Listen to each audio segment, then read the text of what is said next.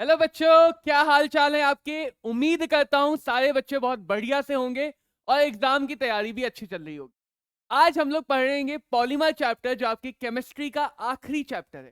क्या क्या पढ़ेंगे इस चैप्टर में कि पॉलीमर होते क्या है हमारे पास, क्यों हमें पॉलीमर को पढ़ने की जरूरत है, कहाँ कहाँ हम इन पॉलीमर्स के बारे में चीजें देखेंगे अपनी नॉर्मल लाइफ में, और कहाँ कहाँ हम इन पॉलीमर्स को यूज करते हैं। साथ ही समझेंगे कि पॉलीमर के बारे में आसानी से समझने के लिए कि कैसे हम पॉलीमर्स को क्लासिफाई कर सकते हैं अलग अलग बेसिस पे, और कुछ इंपॉर्टेंट पॉलीमर्स को बनाना भी सीखें। तो आइए शुरू करते हैं और सबसे पहले समझते हैं कि पॉलीमर होता क्या है। मर वर्ड आप लोगों ने पहले भी सुना होगा, बहुत सारी जगह यूज होता है, जैसे आइसोमर, पॉलीमर, मैनोमर। तो मर वर्ड का मतलब होता है मॉलिक्यूलर फॉर्मूला और मॉलिक्यूलर यूनिट्स। इसीलिए आइसोमर का मतलब हो जाता है जहां पे हम सेम मॉलिक्यूलर यूनिट्स की बात करते हैं। मोनो वर्ड का मतलब सिंगल, तो मोनोमर का मतलब जहां पे हम एक मॉलिक्यूलर यूनिट की बात करेंगे। डाइमर का मतलब जहां पे हम दो मॉलिक्यूलर यूनिट की बात करेंगे। तो पॉलीमर का मतलब क्या हुआ, एक ऐसा कंपाउंड जिसमें बहुत सारी मोनोमरिक यूनिट आपस में जुड़ी हों, बहुत सारी मॉलिक्यूलर यूनिट आपस में जुड़ी हों, उसको हम कहते हैं पॉलीमर। क्या कहते हैं? पॉलीमर। नॉर्मल सब डेफिनेशन बना दिया गया कि किस कैटेगरी के बाद आगे जाके हम ये मानेंगे कि बहुत सारी यूनिट हो गई, क्योंकि छोटे मोटे के लिए हम डाइमर, ट्राइमर, टेट्रामर, पेंटामर ऐसे वर्ड भी यूज करते। तो डेफिनेशन बना दी कि एक ऐसे मॉलिक्यूल जिनका मोलर मास बहुत ज्यादा हो, जिनका मोलर मास बहुत ज्यादा हो, 1000 से लेके 10⁻⁷ यानी एक पार्टिकल का मास 1000 से लेके 10⁻⁷ तक हो, ऐसे कंपाउंड को कहा गया पॉलीमर। और क्योंकि ये बहुत बड़े, बहुत लार्ज मॉलिक्यूल होते हैं, कई सारे मॉलिक्यूल जुड़े होंगे, तो ऐसे मॉलिक्यूल्स को मैक्रो मॉलिक्यूल्स भी। मैक्रो का सिंपल मतलब होता है बड़े साइज का मॉलिक्यूल। यूजुअली जो हम मॉलिक्यूल देखते हैं वो माइक्रो मॉलिक्यूलर।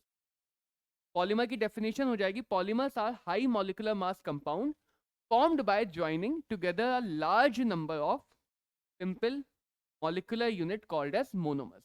तो पॉलीमर को बच्चों अगर आसानी से समझना तो सिंपल सा तरीका है, इतना समझ लो कि कौन सा पॉलीमर किस मोनोमरिक यूनिट से बना होता है, कौन सा पॉलीमर किस मोनोमरिक यूनिट से बना होता है।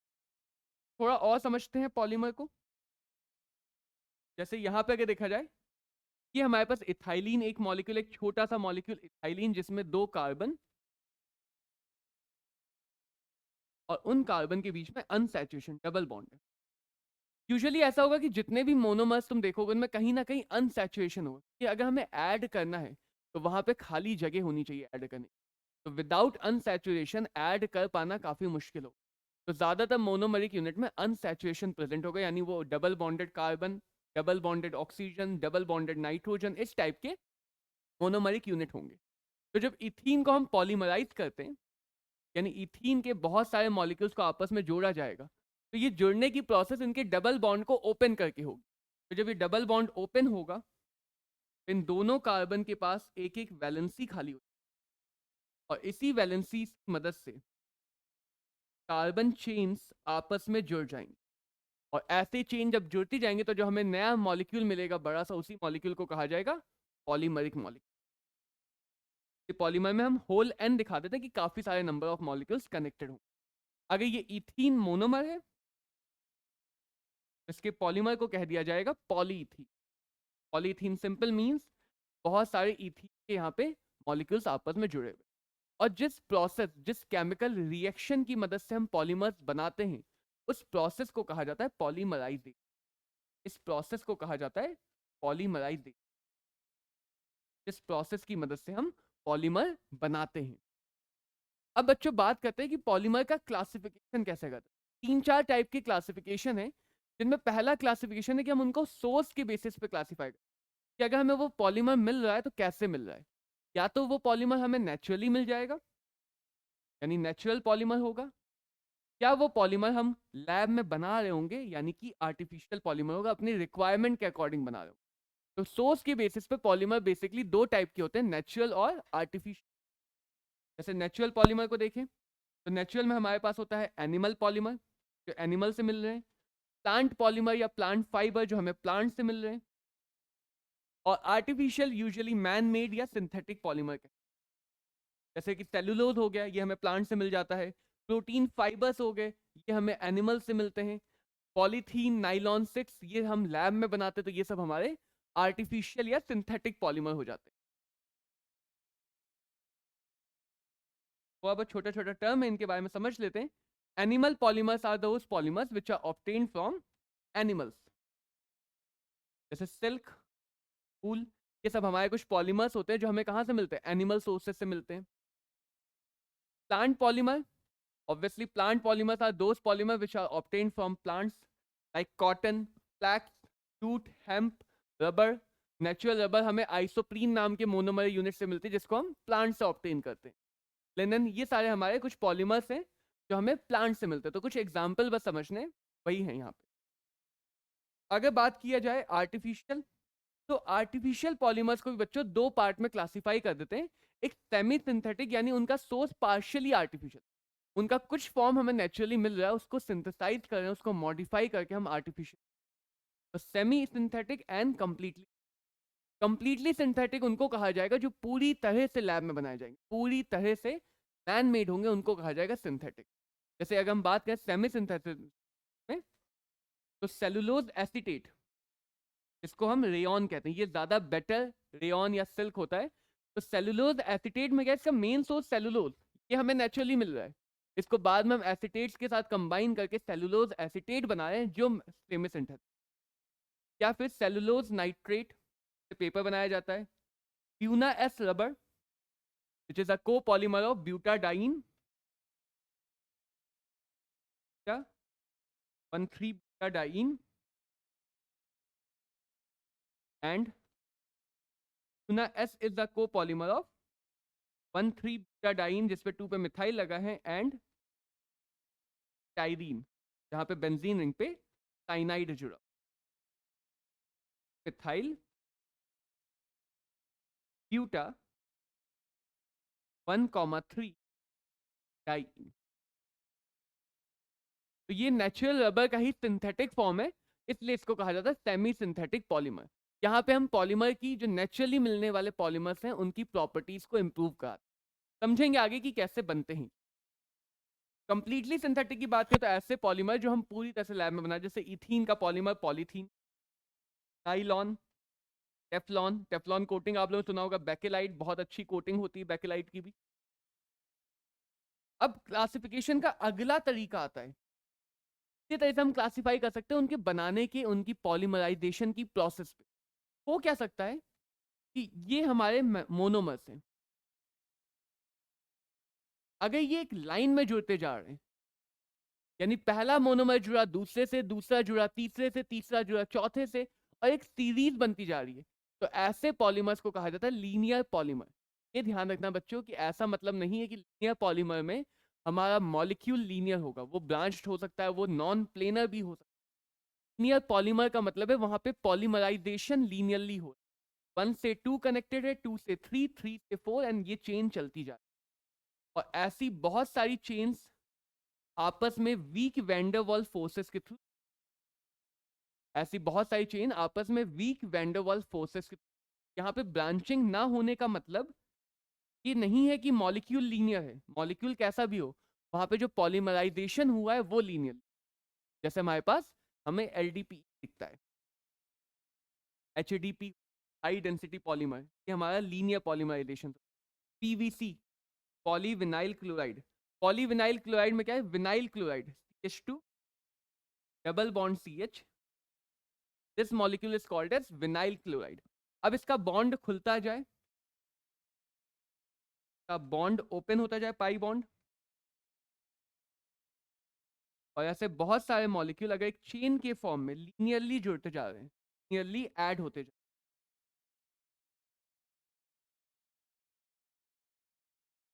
इन मिलेगी, इसको हम बोलेंगे लीनियर पॉलीमर, लीनियर पॉलीमर। ऐसे ही पॉलीस्टर्स बन जाएंगे, नाइलॉन बन जाएंगे, तो लीनियर पॉलीमराइजेशन। सेकंड आता है ब्रांच पॉलीमर। ब्रांच में क्या होगा, यहाँ पे जो पॉलीमराइजेशन है, यानी जैसे फर्स्ट से लेट्स से सेकंड जुड़ा, सेकंड से हो सकता है लेट्स से थर्ड जुड़ा, अब सेकंड से ही फोर्थ वाला मोनोमर भी जुड़ गया, यानी कहीं कहीं पे हमें कुछ सब ब्रांचिंग दिख जाएंगे। तो ऐसे पॉलीमराइजेशन पे जहाँ पे लीनियर चेन के साथ साथ थोड़ी बहुत साइड ब्रांचेस भी निकली हुई, ऐसे पॉलीमराइजेशन को बोलते हैं ब्रांच्ड पॉलीमराइजेशन। और वहां से हमें जो पॉलीमर्स मिलते हैं उनको कहते हैं ब्रांच्ड पॉलीमर्स। जैसे यहाँ पे तुम देख रहे हो कि ये जो साइड में branching, they have one main chain and many small side chain और ब्रांचेस। फॉर एग्जाम्पल, इनकी डेंसिटी क्या होगी, इसलिए कम हो जाएगी। डेंसिटी कम क्यों होगी कि अब ऑब्वियस सी बात है, यहाँ पे ब्रांच निकल गई तो उस ब्रांच को भी तो जगह देनी होगी ना, तो दूसरी चेन के साथ जो गैप है, गैप ज्यादा हो जाएगा। जबकि लीनियर में अभी हमने देखा था कि चेन काफी पास पास हो सकती है, तो लीनियर वाले पॉलीमराइजेशन में डेंसिटी ज्यादा होती है एंड ब्रांच पॉलीमराइजेशन में डेंसिटी कम हो जाती है। And the third polymers are cross linked polymer. Cross linked basically branch का ही फर्दर फॉर्म है कि जो ब्रांच निकली वही ब्रांच आगे जाके दूसरी लीनियर चेन से, कहीं से ब्रांच निकली और वो ब्रांच आगे जाके दूसरी लीनियर चेन, तो ऐसी ब्रांचेस को कहा जाता है क्रॉस लिंक्स। बेसिकली दो लीनियर चेन को आपस में जोड़ रही है, और जोड़ रही तो काफी ज्यादा स्ट्रेंथ दे, काफी ज्यादा स्ट्रॉन्ग दे। यहाँ पे नेटवर्क नेचर आ जाता है and they involve strong covalent bond, they involve strong covalent bond. आगे समझते हैं क्लासिफिकेशन में। यहाँ पे कुछ एग्जांपल हैं, बेकेलाइट, मेलामाइन, रबर, ये सब हमारे क्रॉस लिंक्ड पॉलीमर्स होते हैं, जो रबर का इंप्रूव्ड वर्जन होता है। अब अगला और सबसे इंपॉर्टेंट क्लासिफिकेशन होता है based on process of polymerise, कि आखिर में पॉलीमराइजेशन हुआ कैसे। तो यहाँ पे बच्चों दो टाइप का classification, addition and condensation. Addition and condensation दोनों में हमें ये ध्यान रखना कि पॉलीमर में मॉलिक्यूल्स जुड़ेंगे ही जुड़ेंगे। एडिशन में क्या होगा कि वो डायरेक्टली जुड़ जाएंगे विदाउट रिमूविंग एनीथिंग।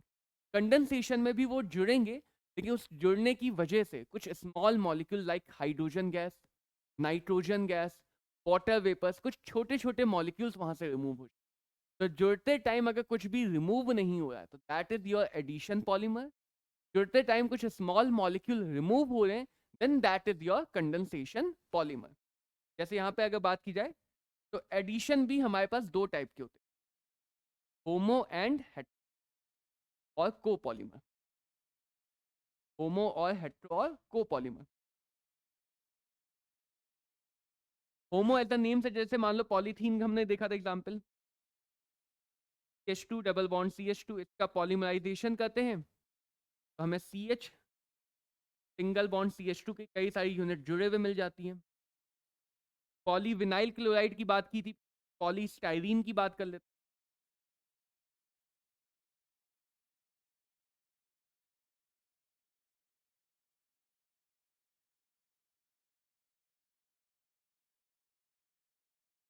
स्टाइरीन ये में यहाँ पे हमारे पास CH डबल बॉन्ड CH2, अगर ये चेन आपस में जुड़ेगी तो CH2, यहाँ पे आ जाएगा बेंजीन रिंग का होल एन। तो अगर एडिशन होते टाइम एक ही मॉलिक्यूल बार बार रिपीट हो रहा है, सेम मॉलिक्यूल का पॉलीमराइजेशन हो, तो ऐसे एडिशन पॉलीमर को बोलते हैं होमोपॉलीमर। होमोपॉलीमर, जैसे this is your polythene, this is your polystyrene section, the styrene will be, यहाँ पे जुड़ा होगा CH double bond CH, this is your styrene, जहाँ पे थाइलीन चेन में फिनाइल रिंग लगी हुई, थाइलीन चेन में फिनाइल रिंग लगी हुई। एंड अगर एग्जाम्पल है होमोपॉलीमर के, अगर हमारे पास कंडेंसेशन होते हैं, अलग अलग मॉलिक्यूल जुड़े हैं, जैसे ब्यूना एस जहाँ पे ब्यूटाडाइन और स्टाइरीन, या ब्यूना एन जहाँ पे ब्यूटाडाइन और एक्राइल नाइट्राइल के मॉलिक्यूल जुड़े, यानी दो अलग अलग मॉलिक्यूल का पॉलीमराइजेशन, तो ऐसे एडिशन पॉलीमर्स को बोलते हैं हेट्रोपॉलीमर्स। ऐसे एडिशन पॉलीमर्स को बोलते हैं heteropolymers. And now let's talk about the condensation polymer. जैसा भी बताया, कंडेंसेशन पॉलीमर्स में कई सारे मॉलिक्यूल्स जुड़ेंगे और वो जुड़ते टाइम छोटे छोटे मॉलिक्यूल्स को रिमूव करेंगे। कंडेंसेशन में यूजुअली क्या होगा, suppose we have a carboxylic acid और इसकी रिएक्शन किसी अमाइन के साथ हो जाए। हमें पता है कार्बोक्सिलिक एसिड के HOH को अमाइन का नाइट्रोजन कर सकता है, हटा सकता है, और अमाइड लिंक बन जाता है। तो ऐसे पॉलीमर्स जो बनते हैं जो अमाइड लिंक के थ्रू बनते हैं वो बोलते हैं पॉलीअमाइड। और यहाँ पे पॉलीमराइजेशन वाटर मॉलिक्यूल रिमूव होगा। तो इस टाइप की पॉलीअमाइड्स को कहा जाएगा कंडेंसेशन पॉलीमर्स। का सबसे मेन एग्जांपल है nylons.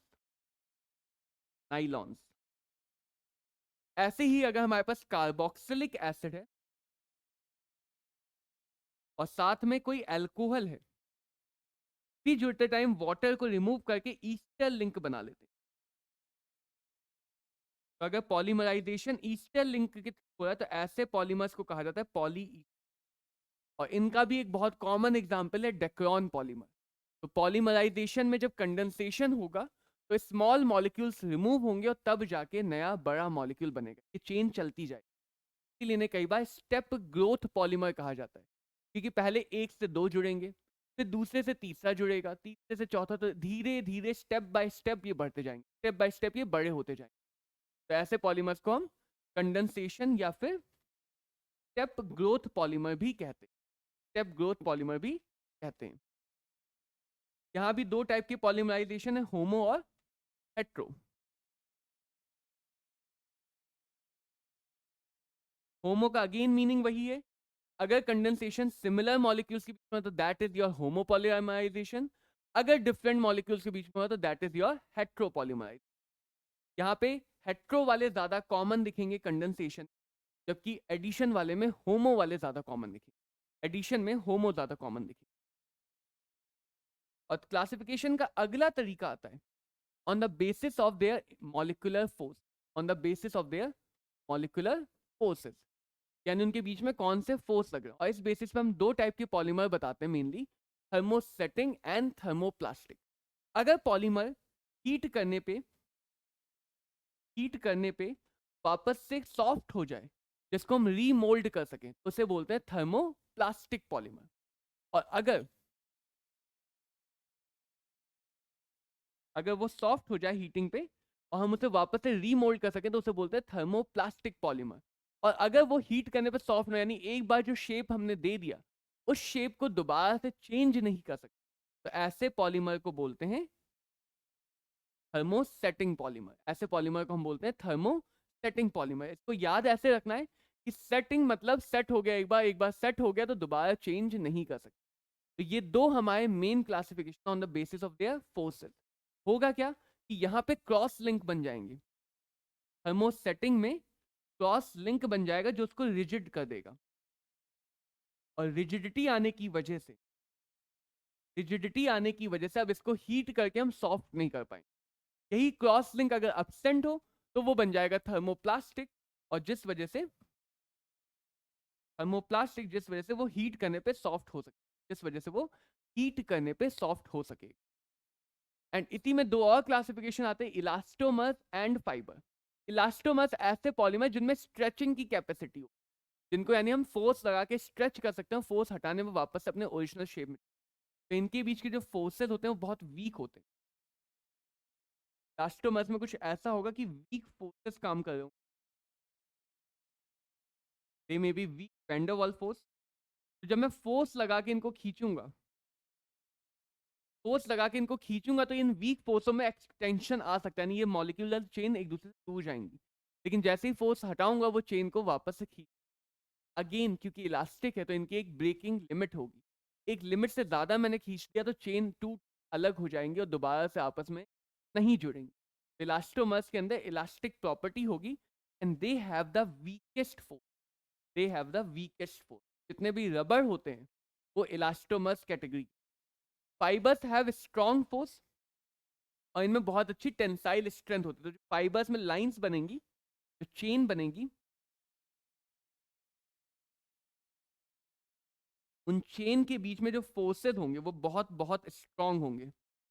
Fibres have strongest force among these four classification of elastomers, fibres, thermoplastic and thermo. And nylon, sterylene, these are the examples of fibers. Polythene, PVC, nylon sealing wax, these are the example of thermoplastic. Bakelite, urea, formaldehyde, resin, these are the example of thermosetting plastic, thermosetting polymer. Now the next polymer is low density polythene. हम बनाएंगे कैसे? Low density polythene is chemically inert, it is tough, flexible and poor conductor of electricity. बनाया कैसे जाएगा? तो low density, अभी मैंने बताया था कि अगर ब्रांच्ड पॉलीमर होगा तो लो डेंसिटी बने, जहां पे इथाइलिन की पॉलीमराइजेशन होते टाइम छोटी छोटी ब्रांचेस निकली होती, तो जो पॉलीमर बनता है उसको बोलते हैं low density poly, low density poly. And for high density, the properties are similar. Main chemical property her polythene की सेम है कि वो केमिकली इनर्ट होती ज्यादातर. डिफरेंस सिर्फ और सिर्फ डेंसिटी और थोड़ा बहुत मेल्टिंग पॉइंट का जाता है. अगर लीनियर पॉलीमराइजेशन, जहां पे कई सारी लीनियर चेन्स बहुत क्लोज हैं, तो जो पॉलीथीन बनती है उसको हम बोलते हैं हाई डेंसिटी पॉलीथीन. यहाँ पे हम दो टाइप की पॉलीथीन को समझ रहे हैं, लो डेंसिटी जहां पे ब्रांचिंग हो रही है, एंड हाई डेंसिटी जहां पे लीनियर पॉलीमराइज. ये बकेट, डस्टबिन, हार्ड चीजों को बनाने में यूज होता है. क्वेश्चन है बच्चों छोटा सा कि जिगलर नाटा कैटलिस्ट क्या होता है. अब ये क्वेश्चन यहाँ पे क्यों डाला गया? क्योंकि जो पॉलीथीन का पॉलीमराइजेशन होता है इथीन, वो जिगलर नाटा कैटलिस्ट की प्रेजेंस में होता है, जो और कुछ नहीं होता, टाइटेनियम और एल्यूमिनियम के कंपाउंड्स के मिक्सचर होते हैं. तो जिगलर नाटा कैटलिस्ट याद रखना, this is titanium chloride and ethylene aluminium.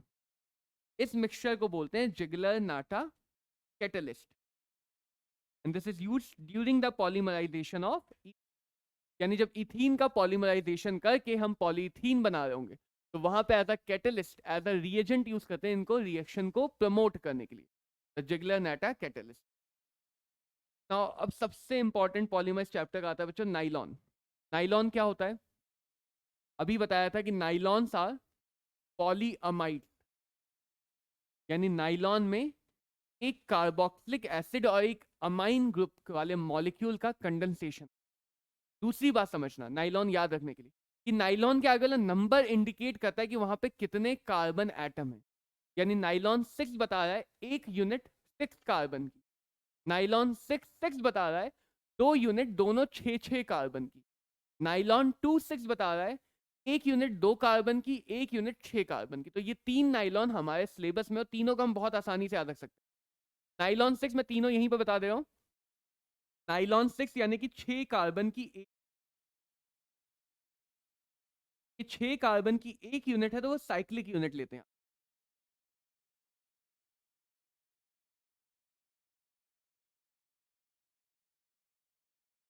1 2 3 4 5 6, 6 carbon की एक यूनिट, और यहाँ पे अमाइन ग्रुप भी होगा. Now this is called as delta caprolactam. तो जब इसका पॉलीमराइजेशन करेंगे तो ये वाला बॉन्ड खुलेगा, चेन ओपन होगी, और ओपन होके चेन के एंड आपस में पॉलीअमाइड लिंकेज से. नाइलॉन 6 मींस हमारे पास एक कार्बोक्सिलिक एसिड है जिसके पास 6 कार्बन है. यहाँ पे एक डाई कार्बोक्सिलिक एसिड लेते हैं 6 कार्बन का, और एक अमाइन ग्रुप है जिसके पास अगेन 6 कार्बन है, तो यहाँ पे डाई अमाइन लेते हैं, वो भी हमारे पास 6 कार्बन का.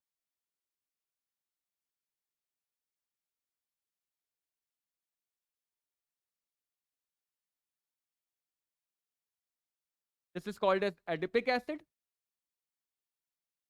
And this is called as ethane hexa 1,6 diamine, hexane 1,6 diamine. तो जब इनका पॉलीमराइजेशन होगा तो हमें मिलेगा नाइलॉन 6. देखते हैं यहाँ पे नाइलॉन नाम कैसे मिला. तो ये न्यूयॉर्क और लंदन में बनाए गए थे पॉलीमर, इसलिए इनको कंबाइंडली कहा गया. न्यूयॉर्क का न्यू और लंदन का LON, इसलिए इनको कंबाइंडली कहा गया नाइलॉन. नाइलॉन. यहाँ पे 6 का मतलब एक रिएक्टेंट जिसके पास 6 कार्बन है. तो ये पॉलीअमाइड फाइबर है. 2 स्टेप में बनता है. पहले स्टेप में कैप्रोलेक्टम बनेगा, डेल्टा कैप्रोलेक्टम, जो अभी मैंने बताया 6 कार्बन की साइक्लिक अमाइड चेन होती है. 6 कार्बन की साइक्लिक अमाइड चेन होती है, तो टोटल का एटम आ जाता है 7, नाइट्रोजन को इंक्लूड करके टोटल 7 एटम हो जाता है. और उसके बाद उसका पॉलीमराइजेशन, यहाँ पर चेन बना ले रहे हैं. ये हो गया कैप्रोलैक्टम, यहाँ से खुलेगा bond O, then CH2 whole 5, then NH, और ये इधर CO से और ये इधर NH से जुड़ता चला जाएगा तो लीनियर पॉलीमराइजेशन हो जाएगा, and that will be our nylon 6, a type of addition polymer, a type of addition. यहाँ पे आप देख सकते हो नाइलॉन 6 कैसे बना है इस रिपीटेटिंग यूनिट की। Then nylon 66, again nylon नाम इंडिकेट्स न्यूयॉर्क एंड लंदन। यहाँ पे 6,6 है तो दो रिएक्टेंट हैं जिनके पास 6 कार्बन है दोनों के पास, ये भी पॉलीअमाइड फाइबर है। यहाँ पे एडिपिक एसिड और हेक्सा मिथाइलिन डाइअमाइन या हेक्सेन 16 डाइअमाइन लिया जाता है, हेक्सेन 16 डाइअमाइन लिया जाता है। यहाँ भी पॉलीमराइजेशन कर लेते हैं। एडिपिक एसिड के दोनों OH निकल जाएंगे, एडिपिक एसिड के दोनों OH निकल जाएंगे और वो जुड़ता चला जाएगा, किससे जुड़ेगा? अमाइन वाली चेन से जुड़ेगा, अमाइन वाली चेन। दोनों चेन 6 कार्बन की, इसीलिए कहा जाता है नाइलॉन 6, नाइलॉन 6। ये हमारे पास एक हेट्रोपॉलीमर है जो कंडेंसेशन मेथड से बना, क्योंकि जब ये अमाइड लिंक बनेगा, दिस अमाइड लिंक, तो ये अमाइड लिंक बनते टाइम H2O रिमूव करेगा। क्या रिमूव करेगा? H2O। Now the second type of condensation polymers are polyesters, polyesters। जैसा भी मैंने बताया था कि यहाँ पे क्या होगा, कार्बोक्सिलिक एसिड होंगे और अल्कोहल्स होंगे, कार्बोक्सिलिक एसिड और अल्कोहल्स, इनके पॉलीमराइजेशन से बनेंगे पॉलीईस्टर। डेक्रोन या टेरिलीन, ये सबसे नोन बेस्ट एग्जांपल जो हमारे, तो डेक्रोन में क्या है हमारे पास, एक तो टेरेथैलिक एसिड है, यानी एक बेंजीन रिंग पे दो कार्बोक्सिलिक एसिड ऊपर नीचे और एक इथाइलिन ग्लाइकॉल, तो जो मोनोमर है तो टेरेथैलिक एसिड, थैलिक एसिड यानी बेंजीन पे दो कार्बोक्सिलिक एसिड, टेर मतलब दोनों पैरा पोजीशन, और इथाइलिन ग्लाइकॉल, इथाइलिन ग्लाइकॉल, दो कार्बन की चेन दोनों पे अल्कोहल, इसीलिए इसको टेरेलीन भी कहा जाता है क्योंकि यहाँ पे टेर थैलिक एसिड और इथाइलिन ग्लाइकॉल है। अगर इसका नाम देखोगे तो नाम है टेर थैलिक एसिड और इसका नाम है इथाइलिन ग्लाइकॉल। दोनों का कुछ कुछ नाम ले लिया गया, टेर थैलिक एसिड से टेर ले लिया गया और इथाइलिन से आइलिन ले लिया गया, इसका कंबाइंड नेम टेरेलीन भी होता है, टेरेलीन। यहाँ पे इथाइलिन ग्लाइकॉल है, टेरेथैलिक एसिड है, वाटर रिमूव होता जाएगा हर एक मोनोमरिक यूनिट के बीच से और हमें टेरिलीन का पहले लीनियर पॉलीमराइजेशन मिलेगा जिसको हम डेक्रोन भी कहेंगे। यहाँ भी हमारे पास लीनियर पॉलीमराइजेशन, कैसा पॉलीमराइजेशन हो रहा है? लीनियर। सेकंड कंडेंसेशन में जो बेस्ट एग्जांपल है जिसमें क्रॉस लिंक को समझा जा सकता है, दैट इज बेकेलाइट। तो बेकेलाइट में क्या होता है, फॉर्मेल्डिहाइड और फिनॉल जुड़ते हैं, फॉर्मेल्डिहाइड और फिनॉल कैसे जुड़ेंगे? फिनॉल अटैक करेगा यहाँ से एक H और फॉर्मेल्डिहाइड से एक O, ये निकल जाएगा। ऐसे दूसरी चेन से एक और HOH निकलेगा, यूनिट बनेगी, फिनॉल से H, फॉर्मेल्डिहाइड में डबल बॉन्ड O और एक दूसरा फिनॉल होगा से भी H। यहाँ पे ऑर्थो पोजीशन पे होगा because phenol is the ortho para directing. H2O निकल के जब CH2 जुड़ जाएगा, that will be our starting unit of the precursor of bakelite.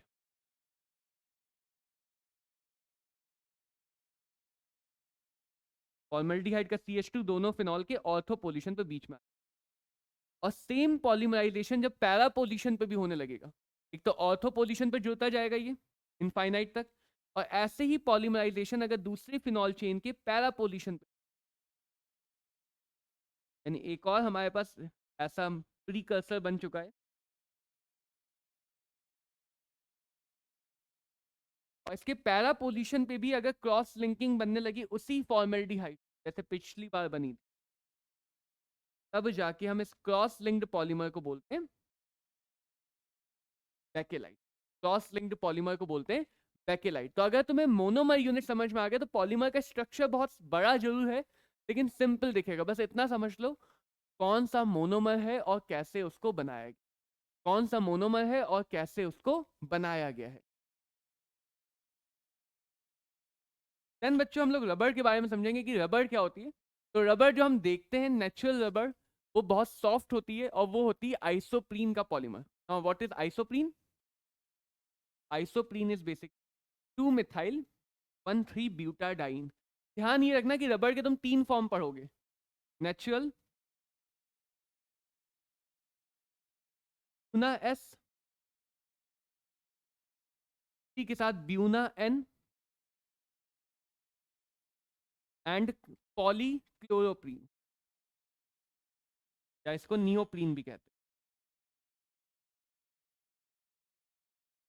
Natural rubber is just a polymer of 2 methyl butadiene, यानी rubber के जितने भी फॉर्म देखो सब में ब्यूटाडाइन की यूनिट होगी जिसका पाई बॉन्ड जंप करेगा और जंप करके इस टाइप से ये चेन जुड़ेंगे, इस टाइप से ये चेन जुड़ेंगे। तो नेचुरल रबर में सिर्फ 2 मिथाइल ब्यूटाडाइन होता है। ब्यूना एस और ब्यूना एन का मतलब इसमें भी ब्यूटाडाइन होगा और एस का मतलब साथ में होगा स्टाइरीन जो भी हमने समझा था, और एक्राइल नाइट्राइल, एक्राइल नाइट्राइल। ये दोनों ही इथाइलिन के डेरिवेटिव है। अगर इथाइलिन के एक कार्बन पे बेंजीन रिंग लगा दो तो बोलते हैं स्टाइरीन, और इथाइलिन के एक कार्बन पे अगर साइनाइड ग्रुप लगा दो तो बोलते हैं एक्राइल नाइट्राइल। तो जब ब्यूटाइल डाइन को हम स्टाइरीन या एक्राइल नाइट्राइल के साथ को पॉलीमराइज करते तो वो जो रबर मिलती है उसको बोलते हैं ब्यूना एन या ब्यूना एस। और मिथाइल ग्रुप हटा के अगर ब्यूटाडाइन पे सेकेंड पोजीशन पे क्लोरीन लगा दो तो इसको बोलते हैं क्लोरोप्रीन, और इसके आइसोमर को बोलते हैं नियोप्रीन। सारे के सारे सिंथेटिक रबर होती हैं, यानी कि मैन मेड। ये दोनों सेमी सिंथेटिक और नीचे वाली सिंथेटिक। यहाँ पे जो नेचुरल रबर होती है वो सिस पॉलीमर होती है। Isoprene is the cis molecule. Cis यानी कि जितने मिथाइल ग्रुप हैं वो सब तुम्हें एक साइड दिखेंगे, सब एक साथ दिखेंगे। This is a poly isoprene, poly iso.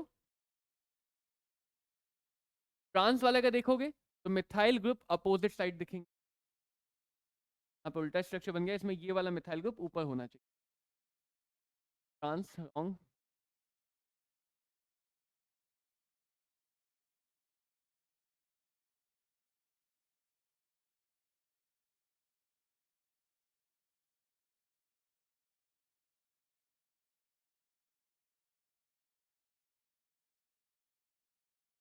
Dine के अगर दो चेन जुड़ रही है आपस में तो डबल बॉन्ड आगे शिफ्ट हो गया है, बीच में ये CH2 यूनिट से जुड़ जाएंगे। और जो सेकंड पोजीशन में मिथाइल, अगर एक मिथाइल ऊपर की तरफ है तो अगले वाले सेकंड पोजीशन मिथाइल नीचे की तरफ। Is your trans.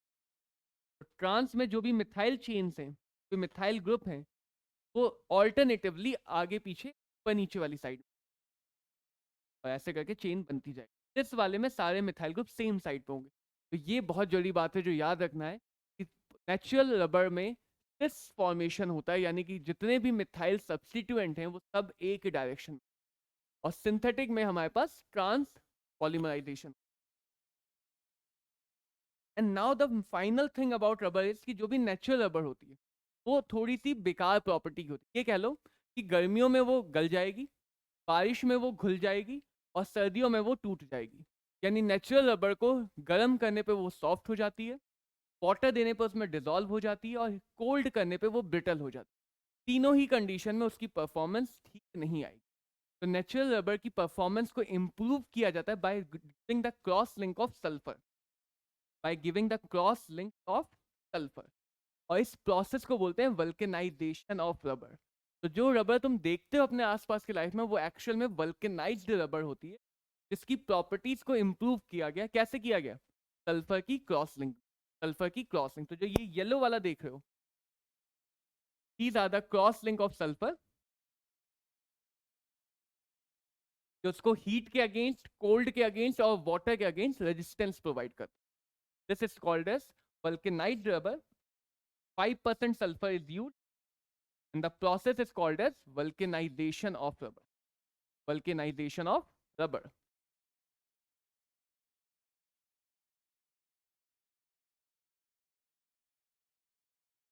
अब बच्चों छोटे से चैप्टर का आखिरी टॉपिक है, तो चैप्टर बहुत छोटा सा भी, बहुत आसान सा भी, आखिरी टॉपिक है which is a biodegradable polymer.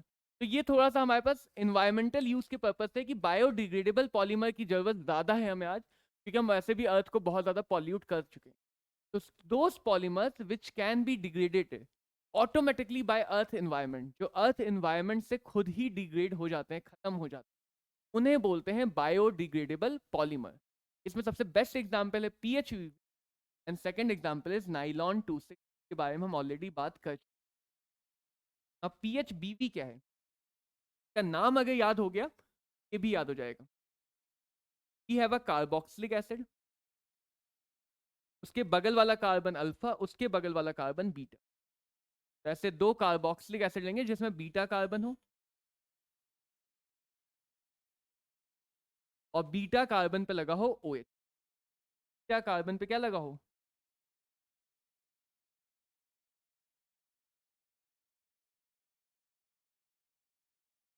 दोनों के नाम में आ जाएगा beta hydroxy, beta hydroxy and beta hydroxy. क्योंकि पीएच का जो पहला एच है वो हाइड्रोक्सी ही दिखा रहा है, पॉली हाइड्रोक्सी। नाउ एक कार्बन चेन कर दो, चार कार्बन के, यानी इसमें मिथाइल लगा दो, तो चार कार्बन के कार्बोक्सिलिक एसिड को बोलते हैं ब्यूटायरिक एसिड, ब्यूटायरिक एसिड। और एक में 5 कार्बन कर दो, यानी इसमें इथाइल चेन लगा, टोटल 5 कार्बन, तो इसको बोलते हैं वेलेरिक एसिड, ये कॉमन नेम है। पीएचबीवी का जो बी है वो ब्यूटायरिक और वी जो है वो वेलेरिक दिखा, तो इसीलिए कहा अगर नाम याद हो गया तो स्ट्रक्चर याद हो जाएगा। पॉलीहाइड्रोक्सी ब्यूटाइरेट कोवेलेरेट, यानी ये कोपॉलीमर है जिसमें ब्यूटायरिक और वेलेरिक एसिड की यूनिट्स हैं जिनके बीटा पोजीशन पे हाइड्रोक्सी ग्रुप। अब सिंपल सी बात, इस OH और COOH का पॉलीस्टर हो जाएगा, ऐसे इधर वाला चेन चला जाएगा, ऐसे ही इधर वाला chain, this will become OH, यहाँ पे लगा है इथाइल H2, ये वैलेरिक एसिड वाली चेन हो गई।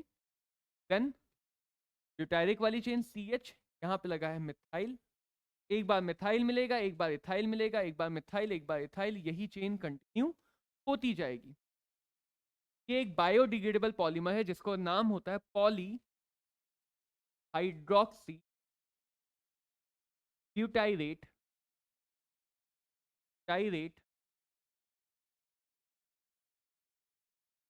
कोवेलेरेट। This is a common biodegradable polymer जो अपने आप नेचर में डिग्रेड हो जाता है। That's all about this chapter. कौन कौन से पॉलीमर हमारी लाइफ में इंपॉर्टेंस रखते हैं, कौन कौन से पॉलीमर्स के हमें स्ट्रक्चर समझने हैं एंड उनका क्लासिफिकेशन हम कैसे करते हैं।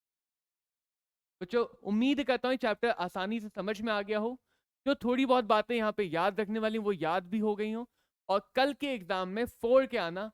All the very best. ध्यान रखना कि कोशिशें करना इंसान का फर्ज है, कोशिशें अगर तुम्हारी पूरी ऑनेस्ट है तो रिजल्ट की चिंता मत कर, कोशिशें अपनी तरफ से 100% रखें। Again all the very best बच्चों, फिर मिलते हैं किसी और लेक्चर।